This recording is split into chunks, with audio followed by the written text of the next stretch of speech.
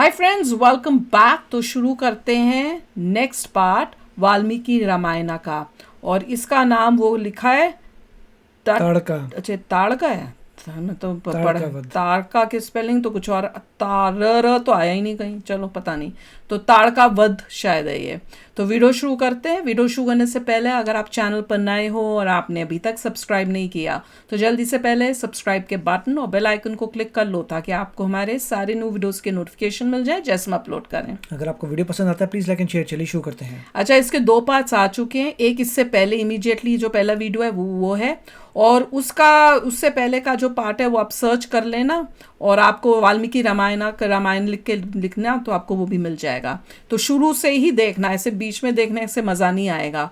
और कई कई चीज़ें आपको अलग सुनने को मिलेंगी, पता चलेंगी, जो हो सकता है आपने नहीं सुनी हो, क्योंकि मैंने कई ऐसी चीज़ें जो मुझे नहीं पता थी जो मेरे को इसमें पता चल रही हैं, अलग हैं जो।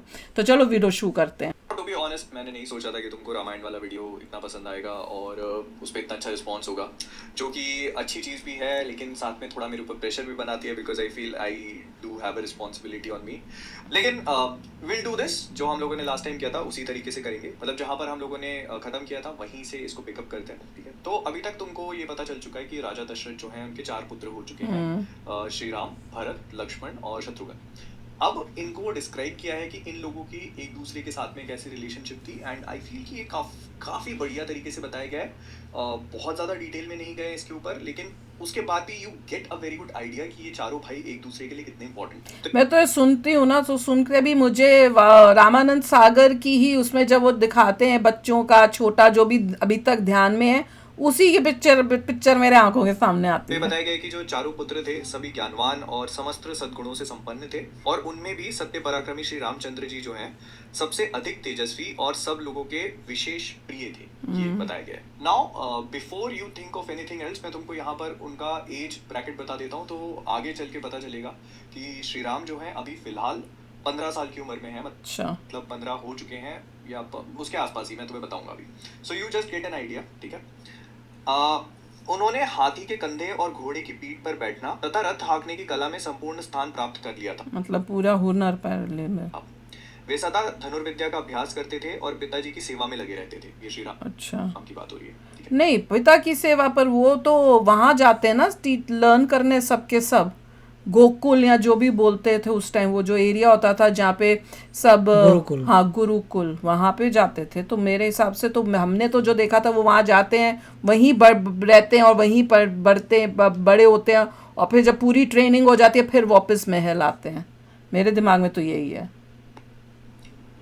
लक्ष्मी की वृद्धि कराने वाले लक्ष्मण बाल्यावस्था से ही श्री रामचंद्र जी के प्रति अत्यंत अनुराग रखते थे। तो यहाँ पर उन्होंने श्री राम और लक्ष्मण जी के बीच में भी ज्यादा क्लोजनेस दोनों की होती है, ज्यादा जो बॉन्ड है उसको काफी अच्छे से स्टैब्लिश किया हुआ है। वे अपने भाई श्री राम का सदा ही प्रिय करते थे और शरीर से भी उनके सेवा में जुटे रहते थे। और अब मेरे दिमाग में तो है कि लक्ष्मण को गुस्सा बहुत जल्दी आता था। लेकिन ये चीज बिल्कुल भी वन साइडेड नहीं थी। तो पुरुषोत्तम श्री राम को भी उनके बिना नींद नहीं आती थी। यदि उनके अच्छा। पास उत्तम भोजन लाया जाता था तो श्री राम जी उसमें से लक्ष्मण को दिए बिना नहीं खाते थे। अच्छा। तो this is like two way, दोनों के बीच में काफी अच्छा प्रेम वगैरह था। जब श्री रामचंद्र जी घोड़े पे चढ़कर शिकार खेलने के लिए जाते थे तो उस समय लक्ष्मण धनुष लेकर उनके शरीर की रक्षा करते हुए पीछे पीछे आते थे। अब क्या होता है कि सारी चीजें बढ़िया चल रही होती हैं, तब विश्वामित्र आते हैं। तो विश्वामित्र को ऐसे बताया गया कि महर्षि विश्वामित्र जो थे कठोर व्रत का पालन करने वाले तपस्वी थे, ठीक है। अब वो राजा दशरथ के पास आते हैं। उनके जैसे ही अयोध्या में पहुंचते तो उनकी बहुत भयानक तरीके से उनका स्वागत किया जाता है, और राजा जो है वो बहुत खुश होते हैं उनके आने से। तो वो करके राजा दशरथ को बताते हैं कि उनकी प्रॉब्लम क्या है, वो यहाँ उनको लेके जाएंगे ना लक्ष्मण और श्री राम को। पर क्यों आए। वो बताते हैं कि वो एक काफी बड़ा यज्ञ कर रहे हैं। उनका कहना पड़ता है कि मैं सिद्धि के लिए एक नियम का अनुष्ठान करता हूँ, इसमें इच्छा अनुसार रूप धारण करने वाले 2 राक्षस विघ्न डाल रहे हैं। इस नियम का अधिकांश कार्य पूर्ण हो चुका है और उसकी समाप्ति के समय 2 ये तो दूसरी रामायण में भी हमने भी देखा। राक्षस आदम के हैं। उनके नाम है मारीच और सुबाहु। वे दोनों बलवान और सुरक्षित हैं। तो मतलब वो एक यज्ञ कर रहे हैं जो कि ऑलमोस्ट कंप्लीट हो चुका है, और उसका आखिरी का जो पार्ट है उसमें मारीच और सुबाहु नाम आ बाबर आके वो खराब कर देते हैं उनके उनको यज्ञ दो को। राक्षस आते हैं और उनके यज्ञ को खराब। इंटरप्ट करते हैं बेसिकली। उन्होंने मतलब मारीच और सुबाहु ने मेरी यज्ञ वेदी पर रक्त और मांस की वर्षा कर दी है। एंड दिस इज व्हाई मतलब वो बेसिकली जो भी उनका यज्ञ है या फिर जो भी उनकी प्रतिज्ञा है उसको आकर के भंग कर कर क्यों रहे थे उसको, ऐसा? क्योंकि राक्षस है, नहीं उनको वो क्या राक्षस- पावरफुल नहीं बनना देने देते होंगे कि इनके पास नहीं आए सिद्धियां या अपने लोग को छोड़ के अर्थ में आ गए। हाँ अपवित्र कर देते हैं, पॉल्यूट कर देते हैं, right. Now the logical thing here is कि अगर किसी भी ऋषि की कोई तपस्या भंग होती थी तो वो क्या करते थे, दे यूज्ड टू गिव, मतलब वो कर्ज देते थे ना, श्राप दे देते थे। तो यहाँ पर वो कहते हैं कि मैं इनको श्राप भी नहीं दे सकता क्योंकि जो चीज वो कर रहे हैं, जो तपस्या वो कर रहे हैं, उसमें किसी को श्राप नहीं दिया जा सकता। ओ तो विश्वामित्र का ये कहना पड़ता है कि आप श्री राम को मेरे साथ भेज दीजिए क्योंकि श्री राम ही है जो उनको नष्ट कर सकते हैं। अगर वो उनको नष्ट करेंगे तो वो तीनों लोगों में कहीं पर भी एग्जिस्ट नहीं कर पाएंगे। अब ये सुन के राजा दशरथ जो है वो बहुत दुविधा में फंस जाते हैं। राम अभी पूरे 16 वर्ष का भी नहीं हुआ है, मैं इसमें राक्षसों के साथ युद्ध करने की योग्यता नहीं देखता, ये राजा दशरथ का कहना पड़ता है।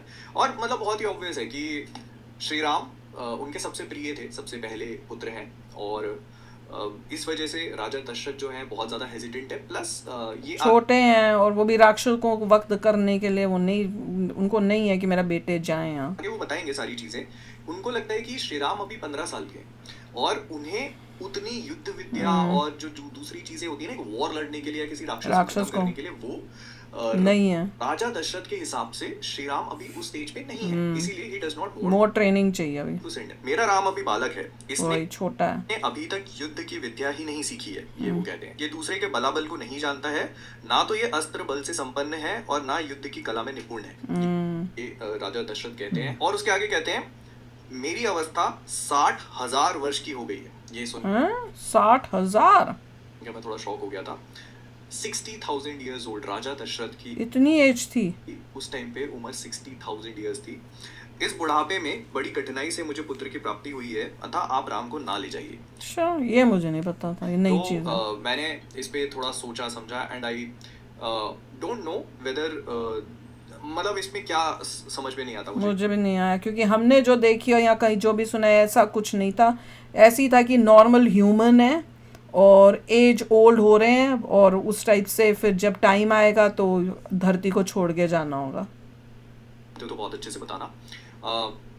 एक इसका मीनिंग ये हो सकता है कि राजा दशरथ जो है वो 60 इयर्स के हो चुके हैं। दूसरा ये कहा जाता है कि त्रेता युग जब रामायण है जहाँ की उस समय पे माना जाता है कि लोगों की जो एज होती थी, मतलब the life span they had was significantly longer, मतलब जो हम लोग जितना जीते हैं उससे कहीं ज्यादा वो जिया करते थे, व्हिच कुड मेक सेंस। मतलब 100,000 नहीं, इतनी लंबी तो नहीं होगी। मैं इसको कैसे समझता हूँ, ठीक है, तो त्रेता युग जो था लाखों साल बीत चुके हैं, ठीक है, ये मान के चलो। एंड वी नो दिस कि जैसे हमारे जो बड़े बुजुर्ग लोग हैं, जैसे मेरे दादाजी जो थे, he passed away when he was 105 और 106 आई थिंक, ऐसी उनकी एज थी। तो हमको ये पता है कि मतलब जो बूढ़े लोग थे वो कंसिडरेबली थोड़ा ज्यादा नहीं, बल्कि उल्टा है। उल्टा आजकल अगर आप देखो डेटा, हाँ, इंक्रीज हो रहा है। जो लोग हैं वो ज़्यादा एज उनकी हो रही है बिफोर डेथ, लोग ज़्यादा मतलब जी रहे हैं बिकॉज मेडिकल मेडिसिन और मेडिकल कंडीशंस और वो सब बेटर होती जा रही हैं। कई ऐसी बीमारियां जो पता नहीं होता था। केवमैन था, केवमैन की एवरेज एज क्या थी? 35 to 40 इयर्स, दैट्स ऑल। तो this would be a possibility कि मतलब जैसे इतने पुराने समय की अगर बात हो रही है तो हो सकता है कि लोगों के लाइफ स्पैन उतने ज्यादा हों, एंड जैसे जैसे ग्रेजुअली हम लोग युगों में आगे बढ़ते गए हैं, वो लोग सुपर तो हो ह्यूमंस सकता है थे। कि इंसान की एज भी धीरे धीरे कम होती गई है, या मतलब लाइफ स्पैन धीरे धीरे कम होता गया। अब ये सुन के विश्वामित्र क्या बोलते हैं, ठीक है, महाराज रावण नाम से प्रसिद्ध एक राक्षस है जो महर्षि पुलस्त्य के कुल में उत्पन्न हुआ है।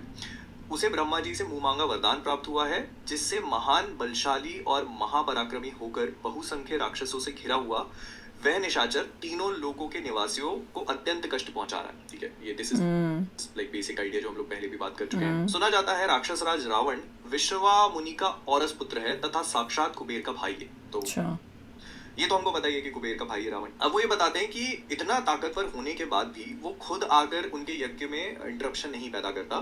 मतलब रावण नहीं आ रहा। वो क्या करता है कि इस पूरी चीज को इतना विनीत समझता है कि यज्ञ जो है उसके इतना विनीत है कि उसने राक्षसों को भेजा हुआ है हमारे अपने नीचे के जो सैनिक टाइप होते थे। नीचो सुबाहु जो है वो रावण के कहने पर ये काम कर रहे हैं। वो खुद नहीं करता बिकॉज ही फील्स कि वो इतना वो तो राजा है।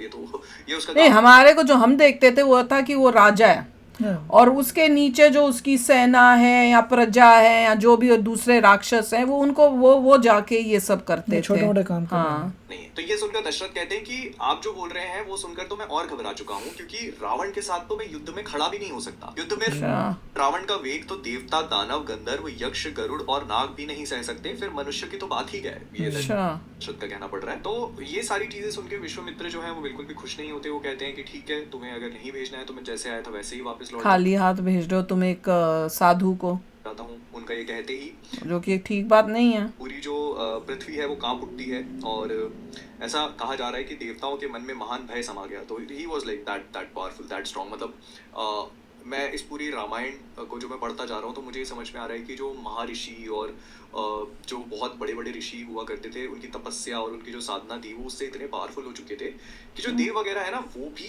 एक बार कि क्रोध में आके श्राप दे दिया, तो वो श्राप बहुत उनसे डेंजरस। टकराने में डरते थे। तो this was their power level. तो ये है, आगे पता चलेगा तुमको और भी। एंड तब महर्षि वशिष्ठ जो हैं वो आते हैं राजा दशरथ के पास और उनको बताना शुरू करते हैं कि आप मना नहीं कर सकते। आपने उनको एक जबान दी रखी है कि आप जो भी कहेंगे मैं उसके लिए तैयार हूँगा, तो आप मना नहीं कर सकते। और उसके अलावा भी वो कई सारी चीजें बोलते हैं।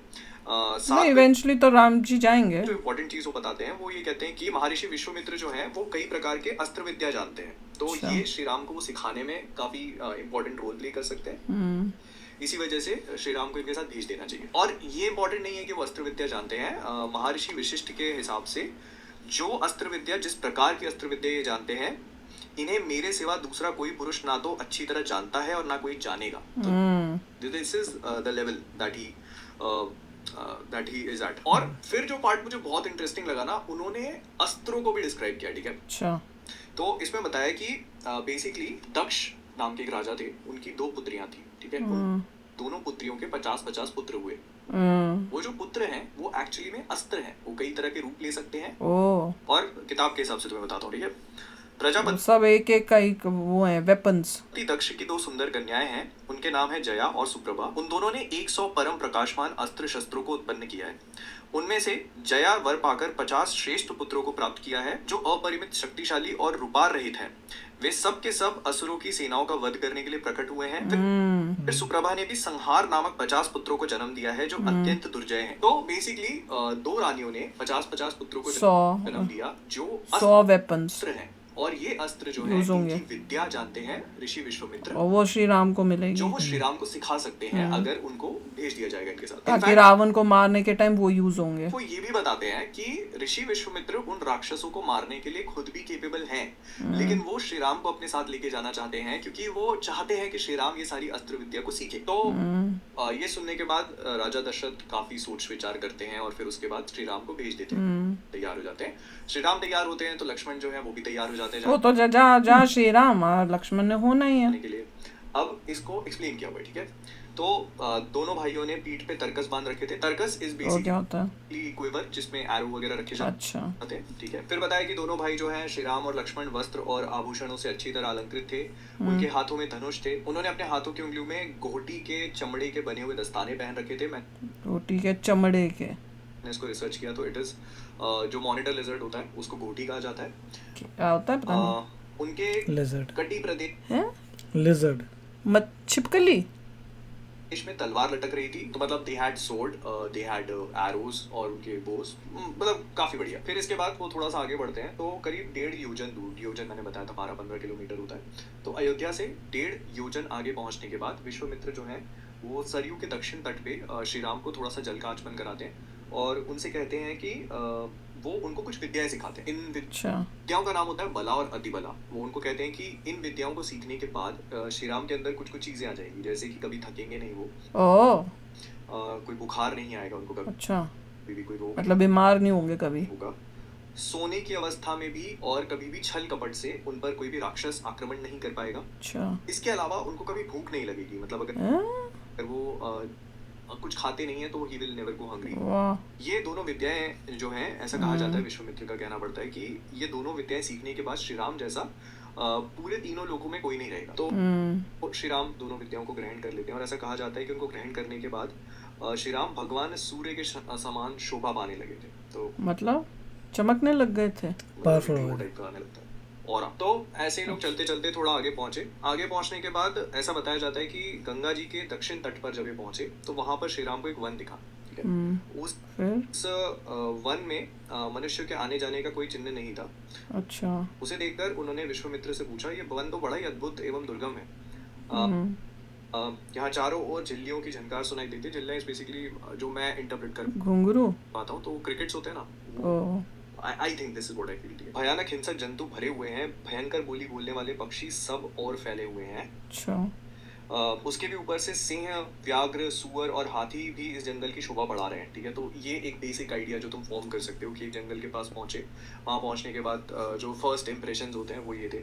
और इसको और अच्छे से विजुअलाइज करने के लिए उन्होंने बताया हुआ है कि कौन कौन से पेड़ लगे हुए हैं। ठीक है, तो घोड़ा, थव लिखा है, थव घोड़ा का पेड़ है।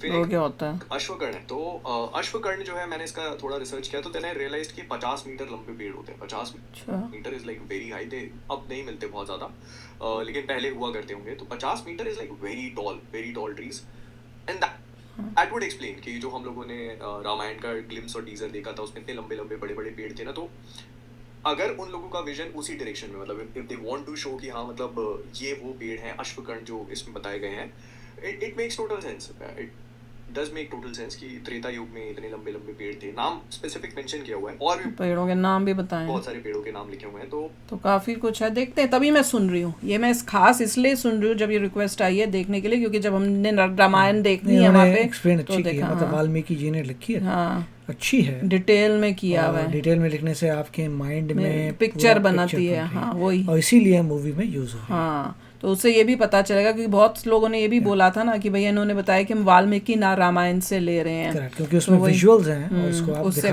कर सकते हो, उससे आपको आइडिया होता है कि कैसे क्या बताया, तो उस टाइप का आप बना सकते हो। मगर कुछ बातें हैं जो मैच नहीं कर रही दूसरी रामायण से। हाँ, वो भी है कि जो हमने सुनी हुई है बचपन से या जो देखी है उससे मैच नहीं कर रही, क्योंकि वो डिफरेंट है। तो चलो यार, आप भी शेयर करना अपने थॉट्स। चलते हैं, मिलेंगे नेक्स्ट वीडियो में बहुत ही जल्द। Till then take care and bye bye. तो अगर आप मेरे इस चैनल पे नए हो तो जल्दी से सब्सक्राइब के बटन को हिट करो और बेल आइकन को क्लिक करो, ताकि आपको मेरा जब नया वीडियो मैं लगाऊं आपको उसके बारे में जल्दी से पता चल जाए।